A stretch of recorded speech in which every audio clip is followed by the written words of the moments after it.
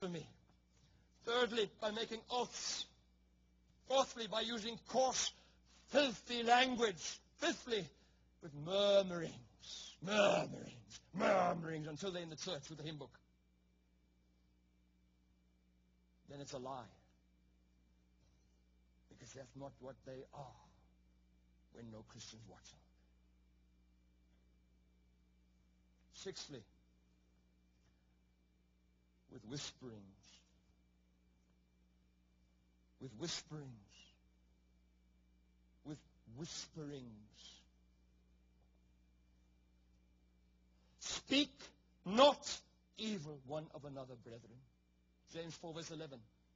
He that uttereth a slander, is a fool. Proverbs 10 verse 18. A whisperer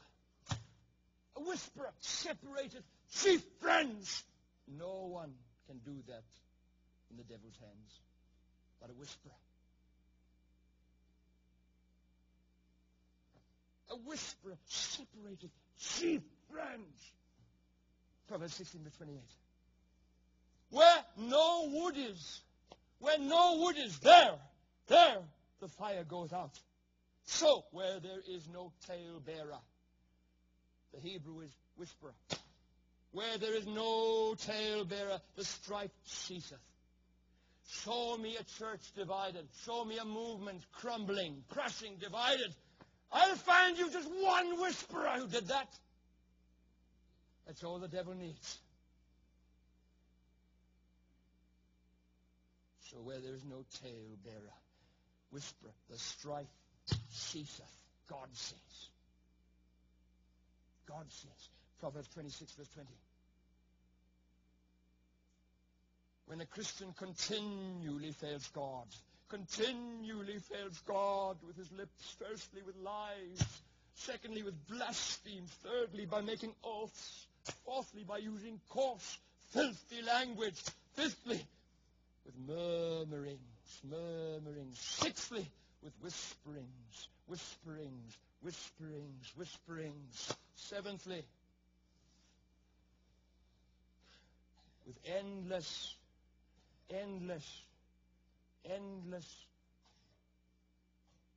babblings.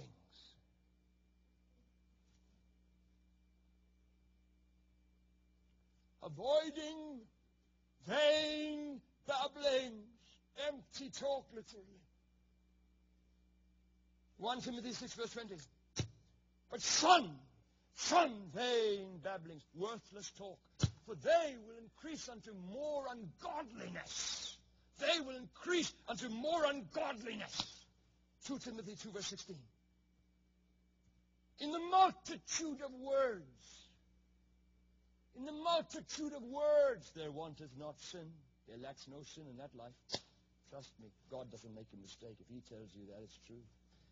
In the multitude of words, there wanteth not sin, but he that refraineth his lips is wise. Proverbs 10 verse 19. In the multitude of words, there wanteth not sin. You can be sure of it. Get away from them. There's sin abounding. In the multitude of words, there wanteth not sin. Suffer not thy mouth to cause thy flesh to sin. Can it? Ecclesiastes 5 verse 6.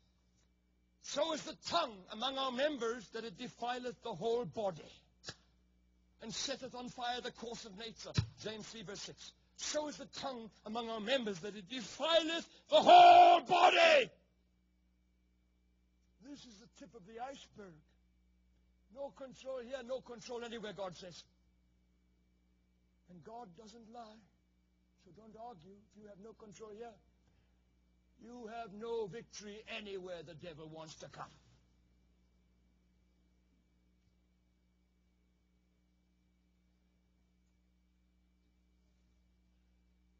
Suffer not thy mouth to cause thy flesh to sin. So is the tongue among our members that it defileth the whole body, and setteth on fire the course of nature. James 3 verse 6. In the multitude of words there wanteth not sin. There lacks no sin in that life. There lacks no sin.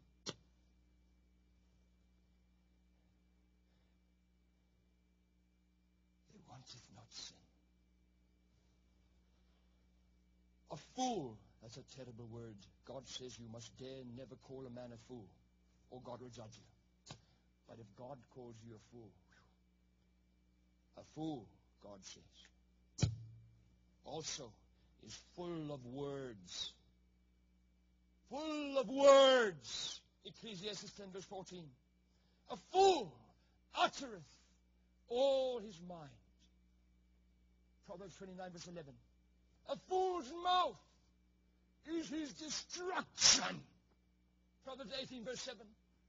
He that hath knowledge spareth his words. Proverbs 18 verse 27. Even a fool, when he holdeth his peace, is counted as wise. And he that shutteth his lips is esteemed a man of understanding. Proverbs 27 verse 28. 17 verse 28. But wait now, beloved, to conclude this point. Listen carefully. A man hath joy. Now, if you all had a piece of paper and you were utterly honest with what you think would make you happy. If my children were all godly and none of them were rebellion. If my wife finally becomes a slave and lets me trample over her and doesn't say boo. Which she should do. In your understanding of the scriptures. You're so carnal. Oof. A man has joy if financially he prospers and hasn't got any fears about tomorrow. In his workplace, I could go on. But let's listen to what God, who created you and who says to you what will give you joy. A man hath joy by the answer of his mouth.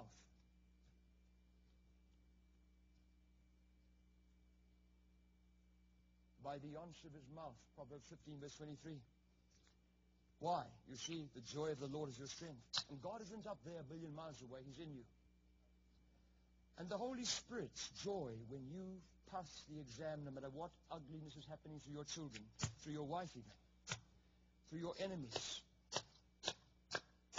A man hath joy, God's joy. You want to know why so many Christians look miserable, like it's a curse to be saved? Because they just fail all the time here, and it's God's grief. It's not your grief when the Holy Spirit is in you and you fail with the tongue, because that's the tip of the iceberg of what you're going to fail with anyway. Oh, the grief of God written on people's eyes, because they fail all the time, beginning in the home. If it doesn't work in the home, it doesn't work anywhere. The rest is just a shame. You're as real as you are in the home, and your children's testimony of you is all you're worth. If they're honest, that is. A man of joy, God says. The joy of the Lord. You think it's your own